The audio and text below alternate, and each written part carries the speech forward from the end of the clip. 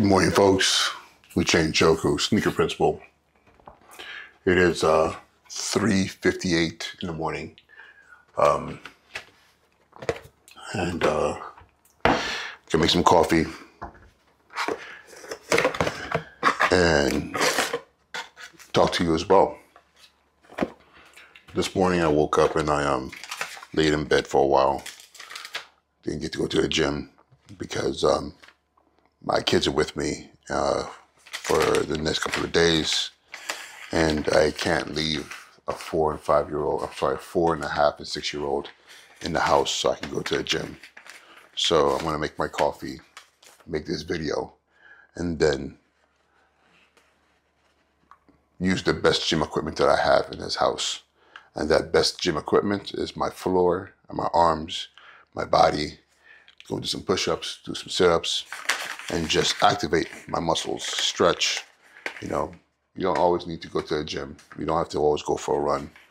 God gave us a body that is pretty dynamic and can do some pretty amazing things if we're willing to just put the effort.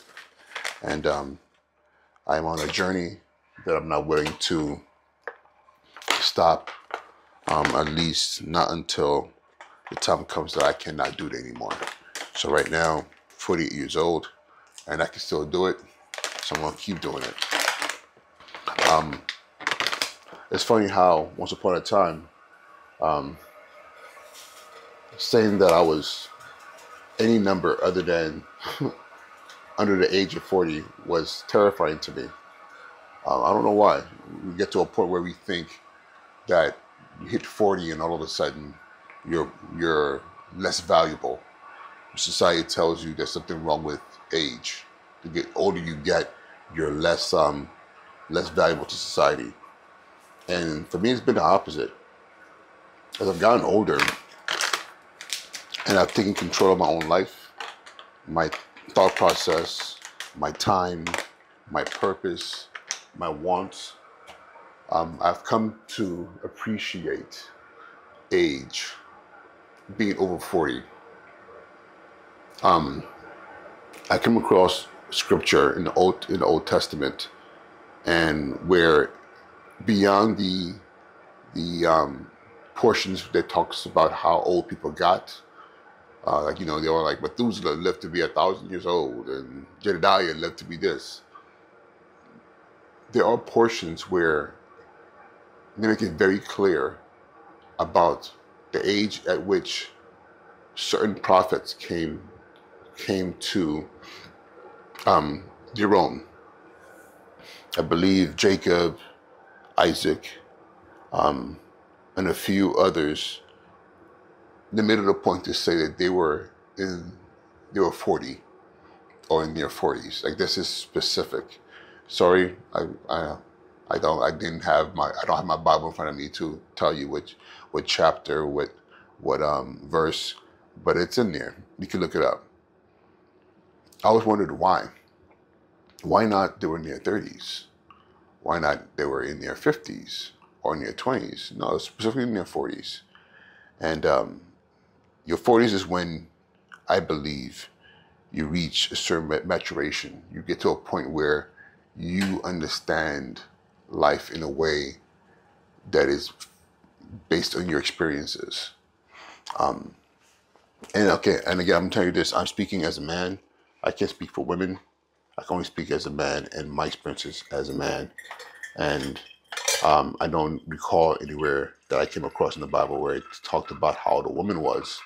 But not to say that that's not important. But to me, this one stood up because as a man, you have a lot of questions as you get older.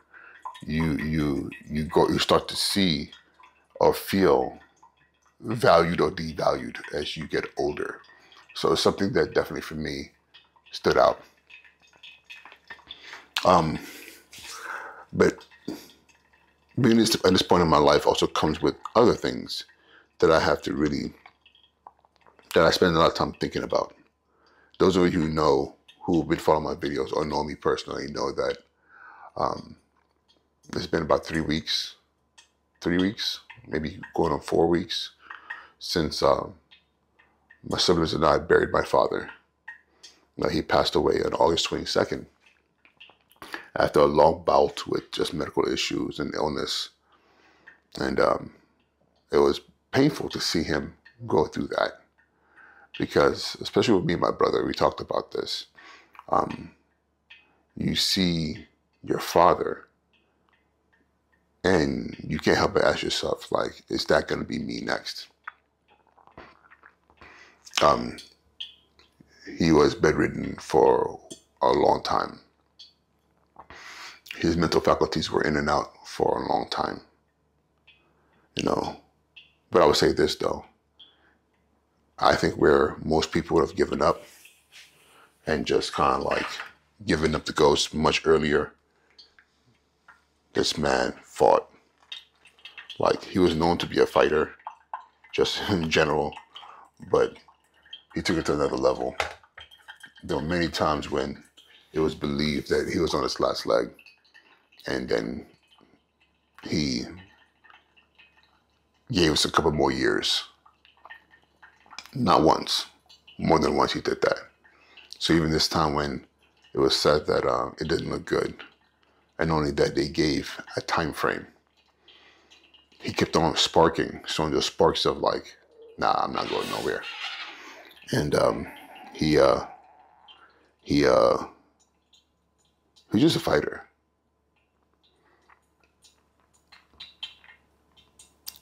It's interesting how, as a man, the closest thing that you have in comparisons to you, especially if you know your father, is your father. And you don't even have to even know him. You just have to know of him and be able to have enough stories about him to ask yourself, are we cut from the same cloth? Are we the same person? It's funny how now I can speak of him in a very reverent way, not out of like some societal respect, but out of understanding. I've shared this before. I didn't have the best relationship with my father.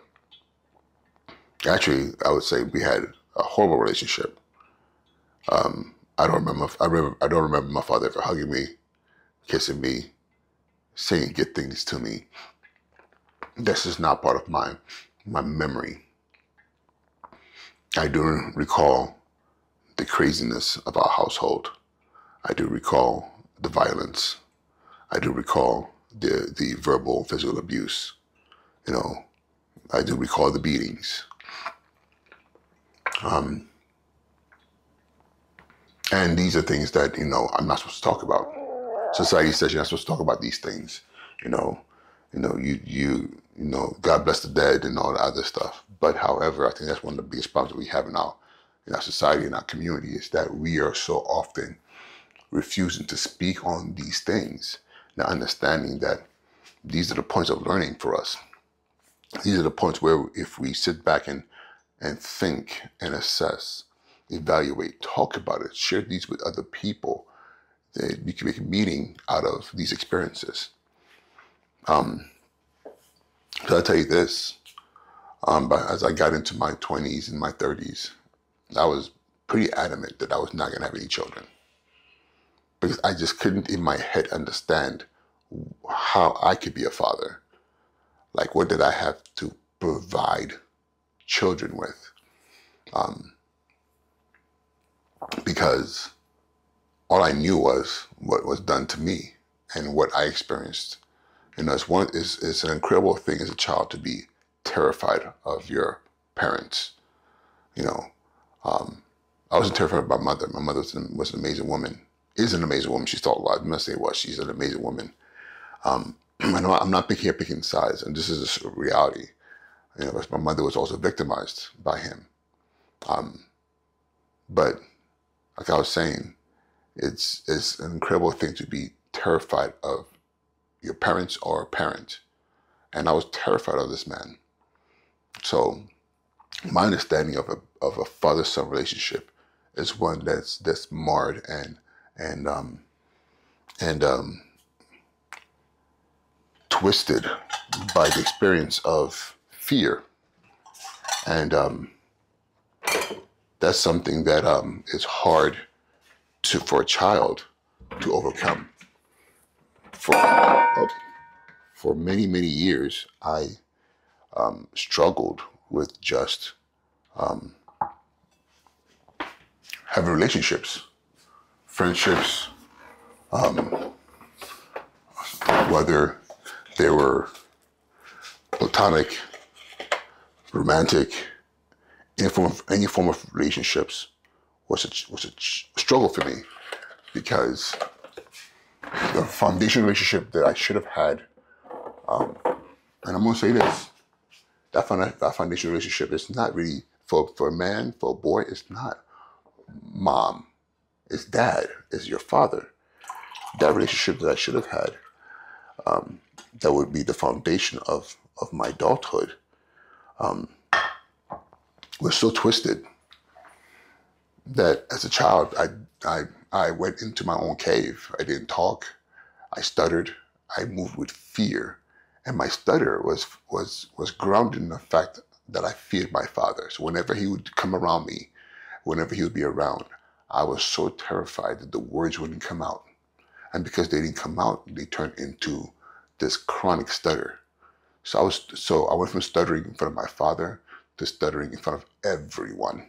It didn't matter who it was. It could be another kid, I would stutter. No, it could be the pastor, I would stutter. Jesus himself could have walked in front of me and I would have stuttered, because my brain took human contact as something to be afraid of. And I stuttered.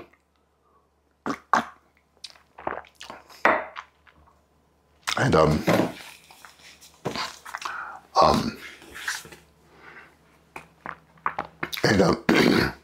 that dictated my life, because as I moved into adulthood, I gained control of the stutter.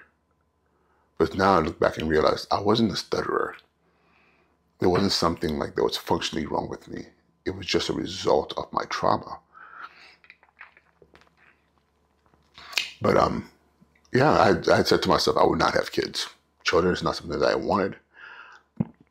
And more so because it wasn't something that I believed that I could handle. But as God would have it, I accidentally stumbled into my profession. Being an educator was not something that I told myself I wanted to do. Being an educator was something that I did because it was a means to an end. And that end was to become an attorney. I thought, I'm smart enough, and it's funny because I did not want to be a prosecutor. I did not want to stand in front of people and speak. I want to be that person who read contracts and worked with people one-on-one and outside of the courtroom. I thought to myself, I was either going to go into entertainment law or constitutional law, but it's something that required me to use my brain and less of my mouth. I didn't want to speak in front of people. I just wanted to think things through and make sure contracts were on point, or be the guy who supported the legal team by having this deep understanding of the law. And as a result, I had an aunt who advised that I take some time to really, really ensure that I had the highest LSATs as possible. And she said, get a job that requires very little thinking, where you can make decent money and not have to be committed to a full-time situation. And I thought about something that my uncle told me many years ago. He said, no matter what you want to do in life, have something that you can fall back on, regardless of what happens. And he was very successful in real estate. But before that, he was a HVAC guy. He did heating and air conditioning for businesses, for people's homes. He was certified. So that's what he did. Then regardless of what happened, he could fall back on that skill. And living in Southern California, where it gets pretty hot, And in the winters, it's not terribly freezing, but it can get pretty cold. That's an amazing skill to have, right? And that's what he did. So I thought to myself, what can I do in that same line? And I was like, you know what? I'll be a substitute teacher. No commitment. I could just be called in, work a couple of days, maybe a couple of weeks, and at any given time I can say, I don't want this assignment anymore. And and people need substitute teachers because there's always a teaching teacher shortage, right? So that's what I decided to do. And so, but at the time, we all was living in Southern California. There was a hiring freeze at the school districts in California. And a friend of mine suggested, hey, do you have to be in California? There's a program called the New York City Teaching Fellows, and they're looking for teachers. And it's a 2-year commitment. I thought to myself, okay, if I'm not a substitute teacher, I can do this program, 2-year commitment. I go teach somewhere in New York City in some private school for 2 years, get a free master's degree paid for by New York City Department of Education, and then also get certified. So that so that's even better than just being a substitute teacher. This gives me a full certification that I can use anywhere. New York City or New York State has reciprocity with most states across the country. So I thought this makes sense. 2 years, I can do that. 2 years to work and then stay for the LSATs, and after that, be off to law school. Not a problem. So that's what I did. And why did I do that? Because it didn't change the fact that even though I was confident in this decision, I was also terrified of the prospect that now I was in my late 20s. I had knowingly taken up a position that forced me to speak in front of people. It forced me to engage with a population of people that I wanted nothing to do with, kids.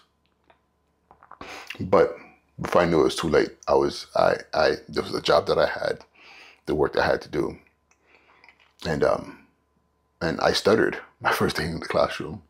I stuttered quite a few times, and fast forward 20 years later, I've been a dean, assistant principal, and now in my third school as a turnaround principal in New York City, working to turn around failing schools, working with parents, with students, with teachers.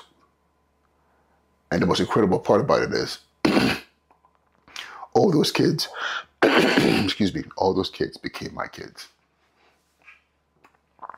To the part that some of them called me dad, which was always weird to me. Like, why stop doing that? Don't call me dad. Bad kids who told me that I'd been more of a father to them than their own fathers, which is pretty crazy being said to somebody who wasn't fathered. They didn't have that experience. Eventually, I told myself that this is my family. This is the extent of me having children. The students that I teach, the students that I support, the students in my schools, and God had a plan for me. Eventually, I did have my own 2 children, who are sleeping right now. My 4.5-year-old son, my 6-year-old daughter. They're amazing. They're brilliant, and what's interesting is the one thing I was afraid of, that I would be like my father, didn't happen. However, I am like him. I'm not abusing, beating them up, beating my children, or causing trauma. At least I hope I'm not. But there is a firmness that I have with my kids that now I look back and think about my father, and I'm like, there are many things that were completely inappropriate, that were completely just wrong. But then there were certain things that I now know that if he hadn't been present and hadn't had done, I probably wouldn't be where I'm at right now. We were, we ended up in Los Angeles. We migrated from Nigeria, came to Los Angeles, and this is in the '80s, and a lot of the kids that were my classmates, some that were my friends, didn't make it, locked up, dead, or if they're still alive, they're just barely making it. A lot of them didn't have fathers in their lives. They didn't have the firm hand of authority, and I did. Mine was a little too much, not a little. It was a lot too much, but at least it was there. And no matter how much I want to say, man, I couldn't stand him and I hate what he did. Now I'm like, damn. I acknowledge he did his best. I acknowledge that he did what he knew, because now I know that my grandfather was a wild man. The way my father treated me, my grandfather did a little worse to my father. So my father was just reciprocating to his children what was done to him, not in the manner of, oh, I must punish you the way I was punished, but this is how I know how to discipline. This is how I know how to love. This is how I know how to be. Came from him, came from his father. And it's by God's grace that I'm not that way. But I am firm. One of the things that I said at my father's funeral is that our parents did the best they could do within the circumstance and the reality of their positioning in life. So we can't hold grudges and be so angry at them that we say, this is your fault. No. Because at the end of the day, when the smoke clears and you're an adult and you're sitting in a room by yourself, it is your decision. It is your choices. It is your life. And how you choose to take your experiences and apply them to your children and to others is 100% yours. And going from, reality hating my father, now I appreciate him. And I would even say I love him, and I'm grateful to him for being present. God will never give you anything that you cannot handle. And clearly God gave me what I could handle. And the trauma that I thought, or most people say ruined them, didn't ruin me. It just gave me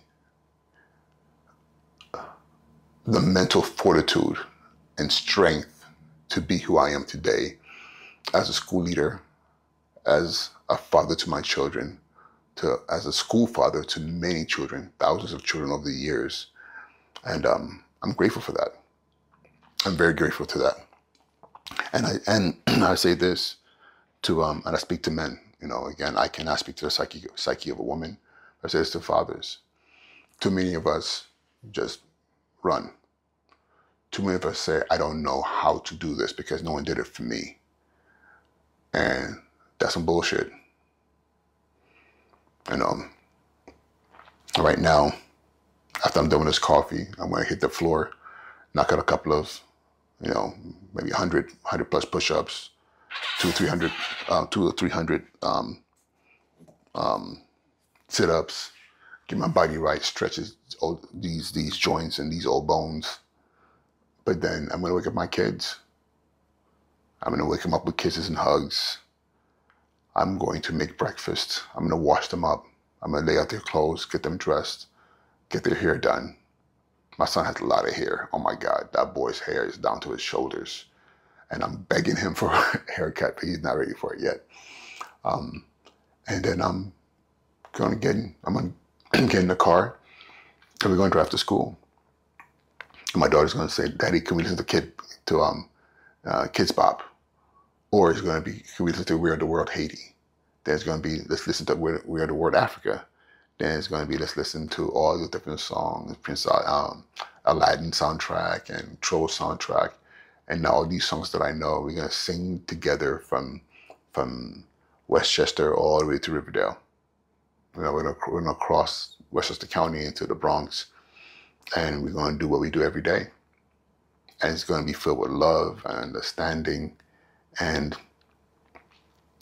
me constantly checking myself, me constantly assessing myself and asking me, am I doing good today for my kids? Because even with my flaws, and I know I have them, I'm conscious that the right actions, the right balance of being stern and being tough, but also being loving and caring and concerning and being present is what's going to allow them to do better than me. You know, God gave me the skills that I needed to survive my father. God gave my father what he needed to survive my grandfather, and a culture and a time of civil war in Nigeria, during which my father grew up in, and actually was a child soldier in.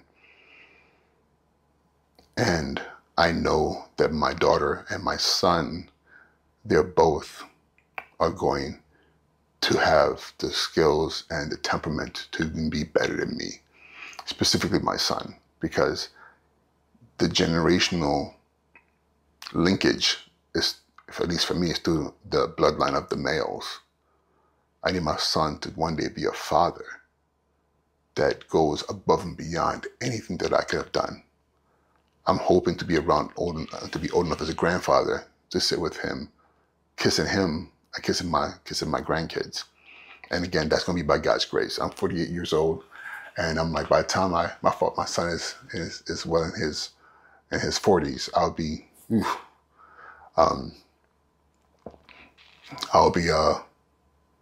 in my 80s, pushing 90s, God willing.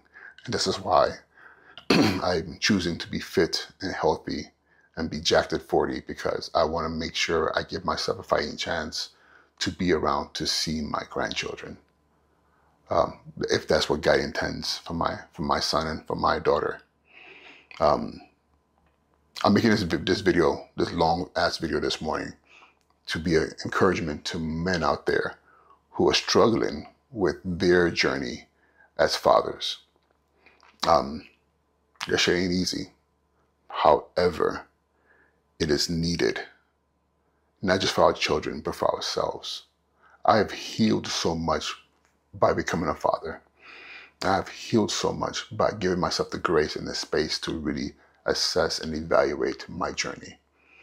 And now I get to continue to grow and also create content like this and videos. You know, I don't care if no one ever sees this, because I know that my children will see it. As long as YouTube is still around some in the future, they're going to be able to go in there and know Sneaker Principal, Uche Ellen Joku, that's our dad, that's our grandfather. Look at him talking about cameras. Look at him talking about sneakers. Look at him talking about all this random stuff. But look at him talking about fatherhood. Help us understand who he was and how he was and why he was. Fathers, be present. Fight through the fear and the doubt. Our children need this. All right, y'all. Uche Njoku, Sneaker Principal. Have an amazing rest of your day. Be well.